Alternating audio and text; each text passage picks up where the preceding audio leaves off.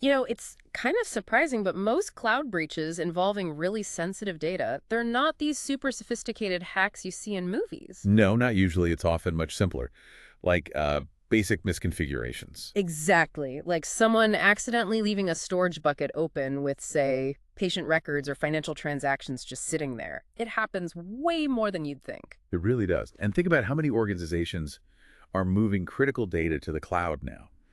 Amazon S3, Azure Data Lake Storage, Google Cloud Storage. Convenience is huge, Oh, obviously. absolutely. Scalability, agility. But, and this is a big but, especially if you're in healthcare dealing with IPAA or finance under SOX, VNRA, GDPR, the responsibility for securing that data is immense. Cements is right. One slip up, one misconfiguration. And you're looking at massive fines, loss of trust, just huge reputational damage. It can be crippling. So that's what we're diving into today. We want to pull out the absolute must-knows for securing sensitive cloud data, specifically for compliance in these regulated fields. Think of it as your shortcut to what really counts. Yeah, and the core thing to get right away is this. The big cloud providers, AWS, Azure, GCP, they offer fantastic, powerful security tools. Tools built for compliance. But they don't just work automatically. Exactly. That's the key. They require you, the user, to actively set them up, configure them correctly, and then manage them constantly. It's not set and forget. It's like having a really advanced home security system, but forgetting to turn it on. Okay, so where do we start? How do we actually arm this system? Let's get into the specific. Right. First up is access control. This is fundamental. Who gets the keys? Okay. So we're talking about things like IMA identity and access management, ACLs, access control lists, bucket policies. These are the mechanisms you use to define exactly who can access what data and what they're allowed to do with it. Like read-only versus full control. Precisely. For IAPA, maybe only certain roles can view patient records, and perhaps even then, only read them. We've definitely seen breaches happen because permissions were just way too broad, giving everyone admin rights just in case. Yeah, that's the principle of least privilege, right? Only give the absolute minimum access needed. Okay, so access control is step one. What's next? Encryption, essential. Yeah. You need to scramble that data, so if someone unauthorized does somehow get access, it's just gibberish to them. Makes sense. And that means encryption, both at rest, while it's just sitting in storage, and in transit, when it's moving between systems or over the network. Both places. Got it. Yeah. And ideally, you'd use customer-managed encryption keys. That gives you, the customer, even more control over the process. Without encryption, sensitive data is basically, well, it's just sitting there, exposed. Like leaving your diary open on the table. Okay, so access control, encryption. What about stopping people from even getting near the data in the first place? Like Right. network level stuff. Exactly. That's network security.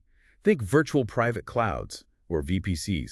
They create these isolated sections of the cloud just for you. Kind of like a private network within the bigger cloud? That's a good way to put it. Then you have things like private endpoints, which restrict access to your storage from only specific approved networks, not the whole internet. And firewall rules, of course. They act like security guards at the gate, controlling what traffic gets in and out. So we're building virtual walls. Okay. We control who gets in, the data's scrambled if they do. How do we know if someone's gone wrong? Or if someone's trying to get in? That's where logging and monitoring are crucial. There are security cameras and alarm system. Okay. Services like AWS CloudTrail, Azure Monitor, Google Cloud Logging, they record everything. Yep. Who accessed what, when, from where, what changes were made, all those system events. But just having the logs isn't enough. No, absolutely not. You need to be actively monitoring and analyzing those logs, looking for anomalies, suspicious patterns, things that might indicate a breach attempt, or even just an accidental misconfiguration you need to fix. Early detection is key. Right, someone needs to be watching the camera feeds, essentially. Okay, Yeah. piece of the puzzle then. Managing the data itself over its life cycle. Keeping track of it. Data governance, super important. This covers things like tagging your data so you know what's sensitive and what's not. Classification. Exactly. Implementing retention policies, rules that say, okay, this type of data needs to be kept for X years, then securely deleted. And immutability controls. This is a big one for compliance. Immutability, meaning it can't be changed. Or deleted before its time, yeah. Think object locking or retention enforcement. For regulations like SOX in finance or WIFIA, this isn't just a nice to have, it's often a strict requirement. You need that guaranteed audit trail, proof that records haven't been tampered with.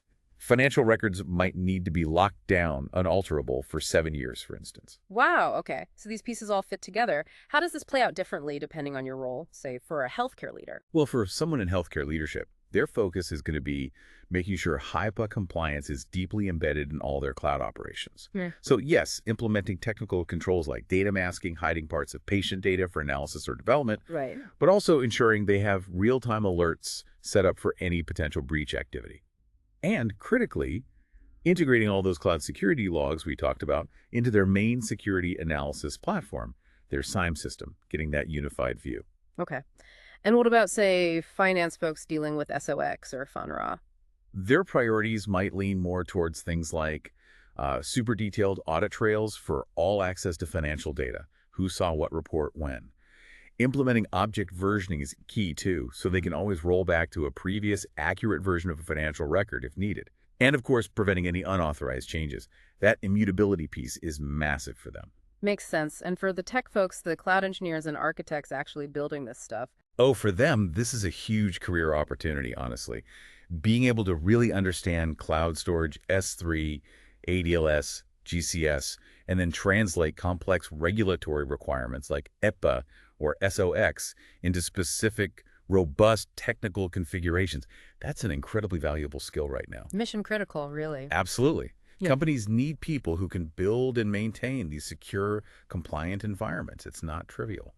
So it really boils down to this. Compliance in the cloud isn't just ticking a box on some form. It's fundamental. It's the bedrock of trust when you're handling other people's most sensitive information. Precisely. Yeah. You can't afford to get it wrong. Yeah. And it requires constant vigilance, a proactive approach from everyone involved. Okay, so to leave our listeners with something to think about. Yeah, here's a thought.